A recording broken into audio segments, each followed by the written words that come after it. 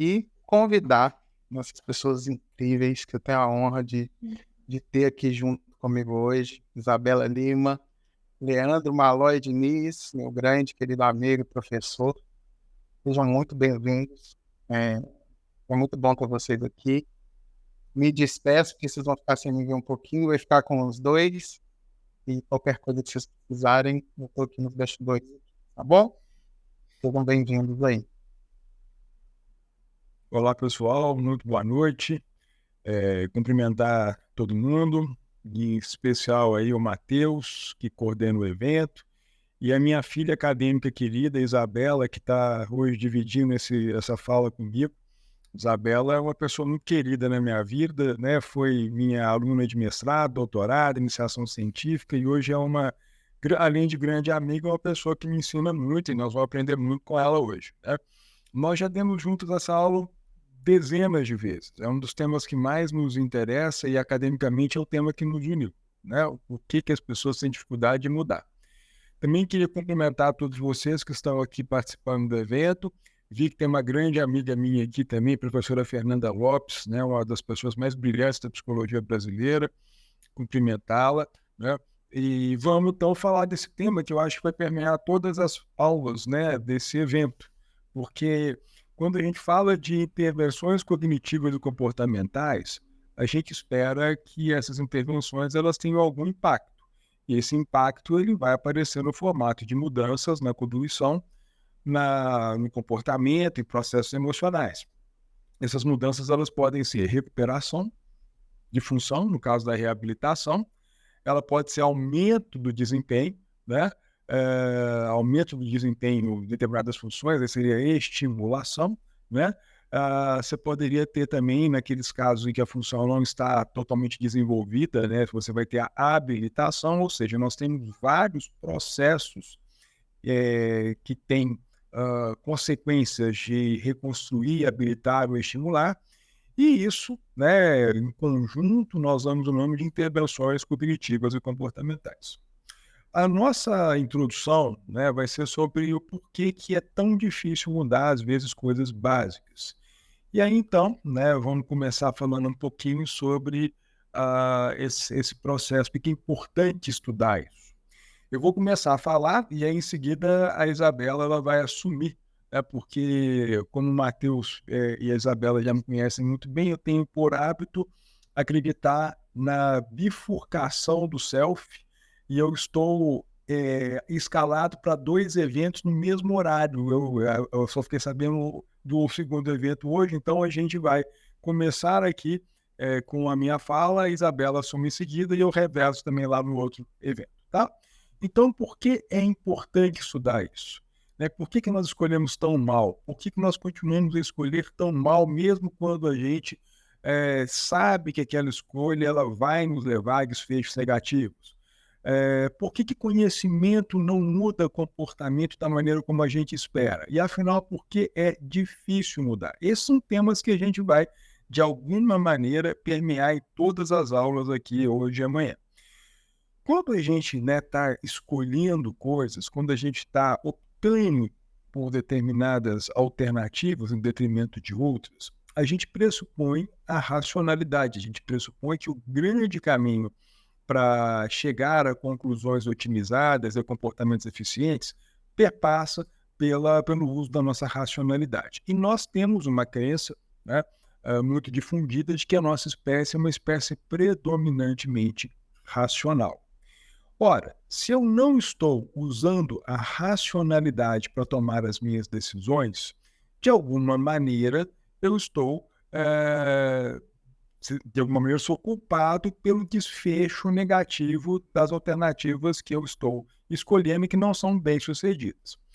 E isso gera uma cultura da responsabilização e culpa, né? Se você pegar, por exemplo, o nosso direito, a nossa legislação, ela pressupõe a liberdade de escolha, ela pressupõe que as pessoas são livres para fazer o bem ou o mal, e se elas fizerem o mal, elas vão ser punidas por isso, né?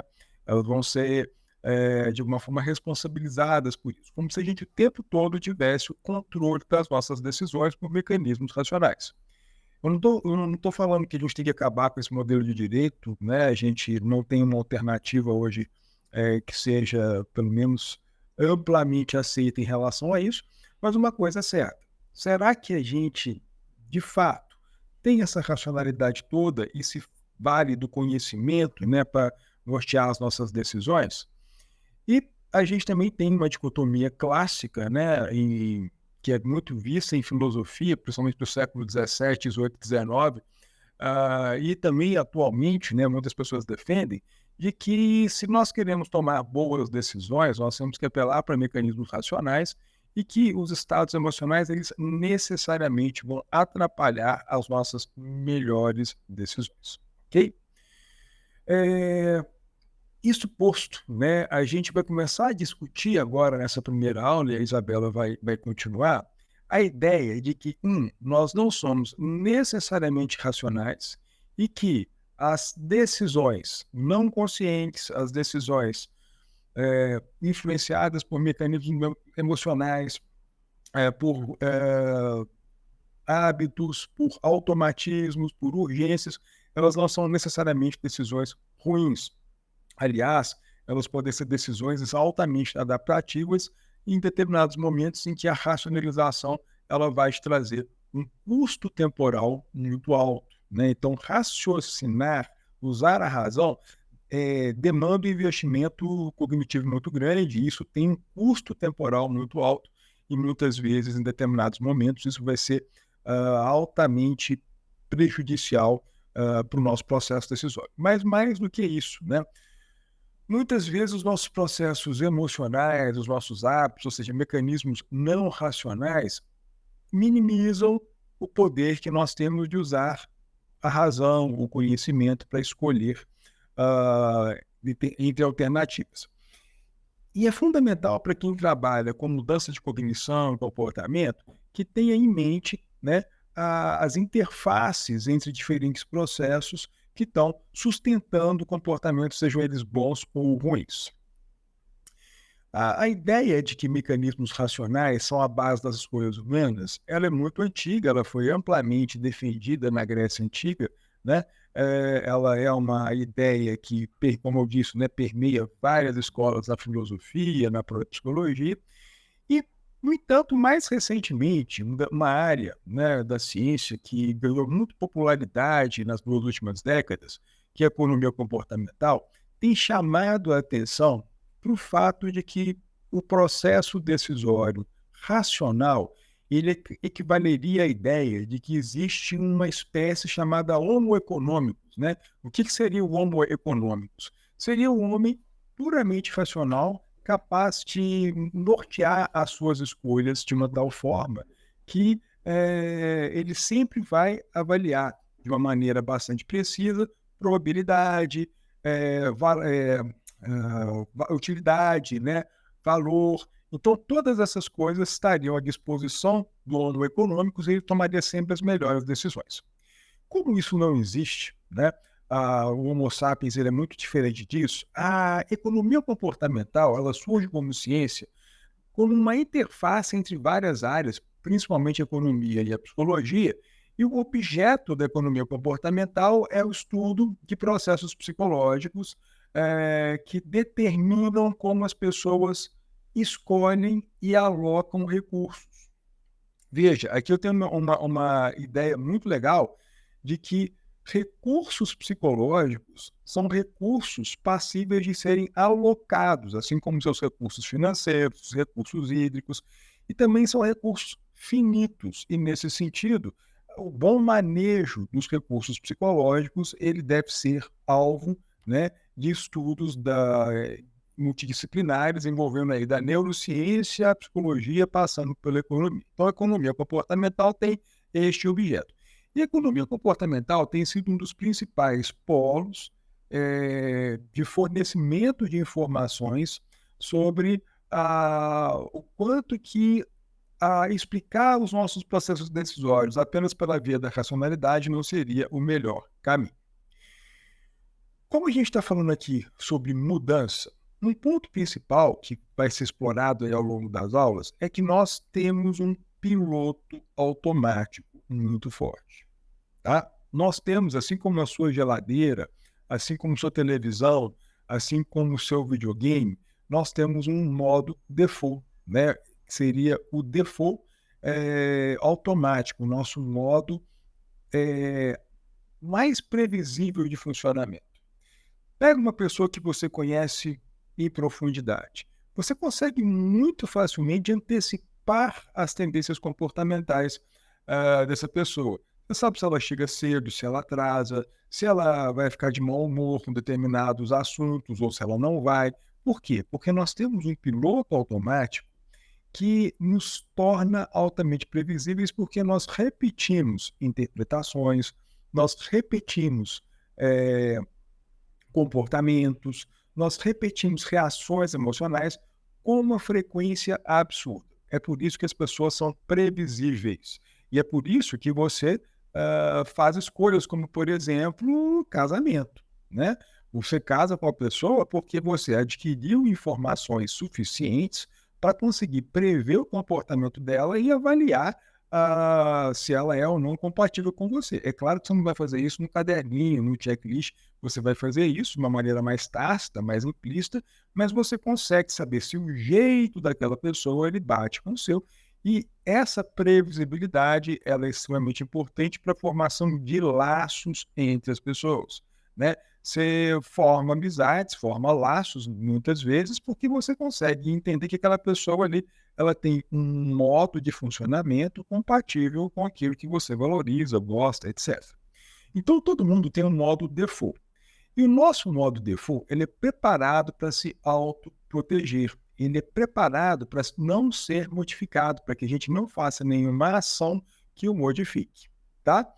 E por que que a gente não modifica? Ou quais são os mecanismos que a gente tem que protegem o nosso modo default? Em primeiro lugar, economia, né? Economia cognitiva.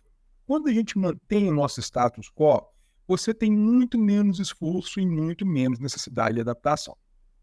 Vamos supor que hoje você queira, a partir de agora, você vai fazer tudo com sua mão contrária, não dominante, né? Você, então, eu no meu caso aqui, vou começar a escrever com a esquerda, vou começar a escovar os dentes com a esquerda, vou me barbear com a esquerda, não vou pentear o cabelo porque não é o caso, mas tudo com a esquerda, tá? Eu estou acostumado, né? Minha dominância é a direita, eu faço isso há décadas. Se eu vou mudar para a esquerda, eu vou ter um nível de esforço, de tempo, uma necessidade de adaptação, um cansaço, uma alocação de recursos muito grande. Mudar aqui é algo que vai ser muito penoso, né?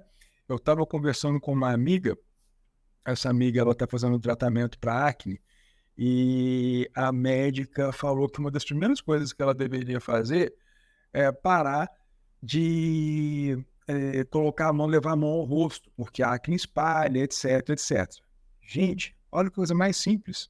Não levar a mão ao rosto. Quando você vê, a sua mão já está lá no rosto, se isso é um hábito. E aí você vai, chega para a pessoa e fala, você não quer melhorar? Você não quer parar de ter acne? Você não quer... você está pagando tratamento e vai colocar a mão no rosto, coisa tão simples, não colocar a mão no rosto. Mudar é muito difícil. O nosso modo default, ele é feito para não ser mudado, porque é dispendioso. Imagina agora eu ter que prestar atenção nas minhas mãos para não colocar no rosto. Vou ter que comprar alguma coisa para ocupar as minhas mãos, né? Mas aí eu deixei a coisa que ocupa as minhas mãos no canto, vou colocar a mão no rosto de novo. Ou seja, nós repetimos o nosso comportamento com base nesse modo default com muita, muita frequência, tá? Complexidade. Quanto mais complexa é a mudança, quanto mais complexa é a tomada de decisão, maior a tendência por ficar no modo default.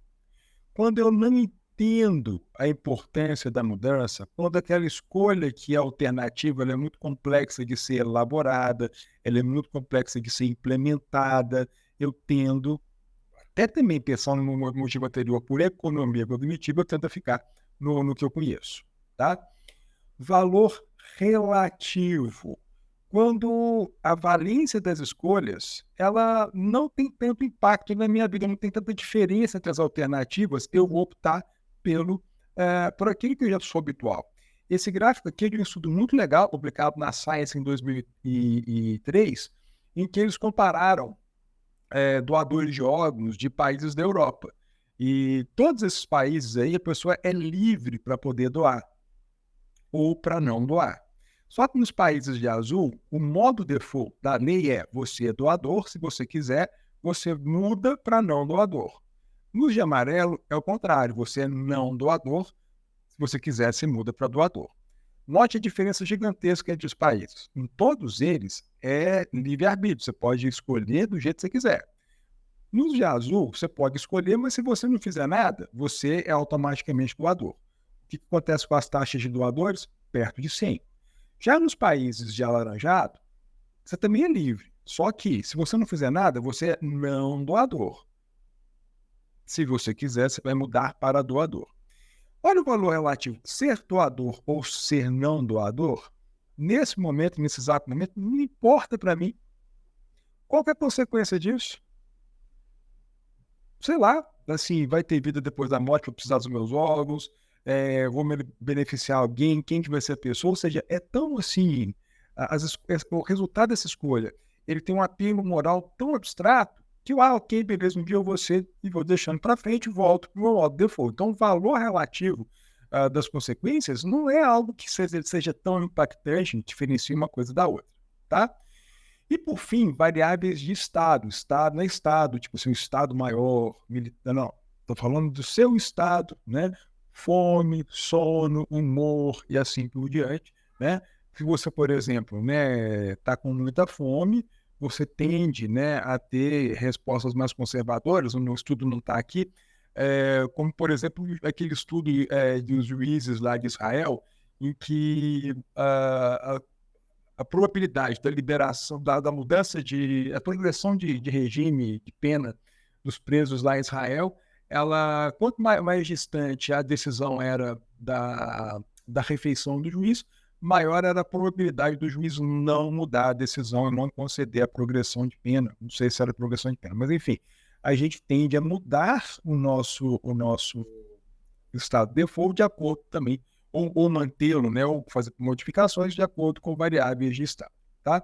Então, penso por isso que informação sozinho não seja a melhor forma de mudar um comportamento, né? Se fosse só informação, a gente nem precisaria de campanhas como essa, né? Hoje em dia, a gente tem informações de que a água represada, né, em vasos, em baldes, ela é favorável à procriação do mosquito da dengue, e a gente sabe disso e continua deixando, né, os nossos vasos cheios de água. Mesma coisa, doação de óculos, obesidade, ou seja, muitas vezes a informação ela vai esbarrar na força do meu modo default. Então, talvez o que eu tenho que fazer não é simplesmente dar informação, é usar estratégias para mudar esse modo default, tá? E é interessante que esse autor que eu gosto muito, Ralph Kinney, que é na Universidade de Duke, ele tem uma série de estudos que mostram que tomada de decisão é a principal causa de morte no mundo. Por quê? Se você pegar aqui nesse slide, né, tabagismo, alimentação, sedentarismo, uso de álcool e outras drogas, suicídio, uso de preservativo, comportamento violento, tudo isso aí passa por escolhas. E escolhas não racionais, escolhas não adaptativas, levam a outras doenças, como doenças cardiovasculares, e tantas outras aqui que são causas de morte importantes. Então, tomada de decisão impacta muito a saúde pública. Muitas vezes nós temos excelentes intenções, né, em processos de decisão, em processos de mudança. Todo mundo aí tem uma lista de final de ano, né, que vai fazer para poder quais são as minhas metas de mudança. Todo mundo aí tem uma to-do list no dia a dia, e muitas vezes essas listas elas simplesmente são a predição dos nossos fracassos. E por isso que muitas vezes comportamentos alimentares, desperdício de água, quebra de regras, não usar lixeira reciclável, por mais que a gente saiba que a gente tem que fazer, a gente acaba não fazendo, porque o nosso modo default é muito, muito, muito forte. Entender esse modo default é algo muito complexo na psicologia, e a gente tem que entender que Hoje, nós temos, né, informações de vários níveis de análise em ciência, né, da genética, à neurofisiologia, passando pelas experiências individuais, o momento histórico, a cultura, tudo isso, de alguma maneira, vai favorecer padrões de repetição, né? E o grande desafio hoje, eu tenho preguiça desse povo que fala que dá aula, né, um semestre inteiro falando sobre nature versus nurture. Gente, estão discutindo isso até hoje. É a integração desses níveis de análise que a gente tem que entender. Na verdade, a pergunta não é nature versus nurture, é como que as duas coisas se integram para cada padrão de comportamento, inclusive para padrões como as repetições, é um modo default. Mas o modo default, então, para a gente entender, né, a gente tem que avaliar todos esses níveis de análise. E se você pegar esse slide aqui, você vai ver que nós temos intervenções que vão atuar nesses diferentes níveis de análise, como, por exemplo, né, a farmacoterapia, a neuromodulação, vão atuar em níveis mais básicos, né, de ação direta em mecanismos neurofisiológicos, a coisas que vão, de alguma maneira, ter, né, um impacto social, como individual, como a psicoterapia, né, a estimulação cognitiva individual, o aconselhamento, a orientação de carreira, a psicoeducação, as terapias de grupo, as políticas públicas, né, tudo isso aí é muitas vezes utilizado para mudança de comportamento. Mas vamos continuar por que é difícil mudar. Eu vou entrar então na descrição de dois sistemas, né, que certamente vão ser mencionados aí ao longo dos próximos dias. Nós temos então, além da racionalidade, que seria esse sistema 2 aqui de vermelho, que é lenta, envolve deliberação, mecanismos de consciência, gasta muito energia, né, para poder ser implementada e é muito útil para decisões novas e complexas. Nós temos uma contraparte que é muito mais forte, que é o nosso sistema automático. A maior parte do tempo nós estamos no sistema automático. Então, esse sistema ele é muito mais rápido, ele é não consciente, ele não despende energia, ele tem muito a ver com o nosso modo default. Isso aqui tem muito a ver com as nossas decisões do dia a dia.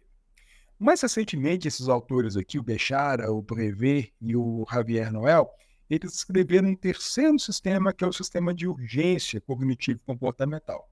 E esse sistema de urgência, ele complementa esses outros dois na medida em que ele provoca estados corporais desagradáveis que me sinalizam algum tipo de perigo.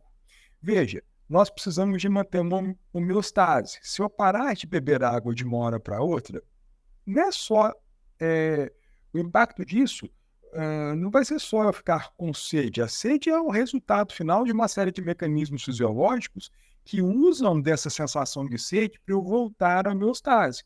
Eu vou ter lá uma série de desequilíbrios, né? Da salinidade do meu sangue, coisa do tipo. Isso daí, se não for corrigido, pode levar o meu organismo a problemas. Então, existe uma estrutura chamada ínsula, que é muito importante tanto na detecção dessas saídas da homeostase, quanto na ativação dessas coisas desagradáveis, como, por exemplo, a sede. Muitas vezes vou beber água, não é porque não é o que eu vou fazer agora, que eu jogar videogame, não vou beber uma água. Não, não é isso. O que eu vou fazer, vou beber água, porque eu não estou aguentando ser uma coisa desagradável aqui, eu quero acabar com aquela coisa desagradável, ufa, beber água, estou livre. O problema é que esse mecanismo de manutenção da homeostase, muitas vezes, acaba sendo o mesmo mecanismo da manutenção de comportamentos que eu quero eliminar. Quando você está fumando, por exemplo, você quer parar de fumar. Você parou de fumar, lá pelas tantas as mudanças na sua fisiologia, em decorrência da cessação do tabagismo, essas mudanças elas vão te levar a sentir uma coisa super desagradável, que a gente vai chamar de fissura, e você vai voltar a fumar. Não é porque você racionalizou e falou, não, é melhor fumar porque faz muito bem para a minha saúde. Não é isso. Você vai voltar a fumar porque é tão desagradável essa saída da homeostase, essa fissura provocada, que você volta por esse motivo. Então, além do sistema que me faz ter hábitos difíceis de mudar, o 2, o 3, aliás, que é o mediado pela ínsula, vai me fazer ficar no status quo justamente porque eu não consigo sair desse ponto de equilíbrio, né, desse ponto de homeostase, tá? Então, hoje, né, nós temos aí a descrição desses 3 sistemas e cada um deles tem vantagens e desvantagens adaptativas e qualquer tipo de intervenção vai ter que necessariamente levar em consideração uma arquitetura de atuação em mecanismos do tipo 2, que são os racionais, deliberativos, do tipo 1, que são os comportamentos mais automatizados, e do tipo 3, que são aqueles relacionados à urgência. Por exemplo, né, o mindfulness é muito interessante para atuar na minimização dessas alterações, né, abruptas dessas reações emocionais. A terapia comportamental, o treino, né, de determinados comportamentos, o ABA, etc., é muito bom para o sistema 1, para a modificação de comportamentos automatizados. A TCC ela é ótima, ela trabalha tanto o sistema 1 quanto o sistema 2, mas o principal mecanismo dela é um mecanismo mais baseado em deliberação. Mas, por exemplo, quando eu estou lá identificando padrões automáticos de interpretação, eu estou usando o sistema 2 para identificar como que o sistema 1 está se comportando frente a situações diversas do dia a dia. O grande ponto aqui, que eu acho que é fundamental para a gente entender, é que hoje em dia nós temos que atuar, quando a gente fala em intervenções cognitivas e comportamentais, a gente tem que entender quais são os mecanismos alterados e que estão sustentando aquele comportamento alvo de mudança, e isso não necessariamente vai ser mudado via racionalização, ressignificação, identificação do problema. A gente tem que ter mecanismos que atuem nessas urgências e nos hábitos. E agora eu vou passar a palavra para minha querida amiga Isabela, que vai falar um pouquinho sobre essa dicotomia, né, entre cognição e processos emocionais, e aí a gente muda para esse ponto da aula, tá?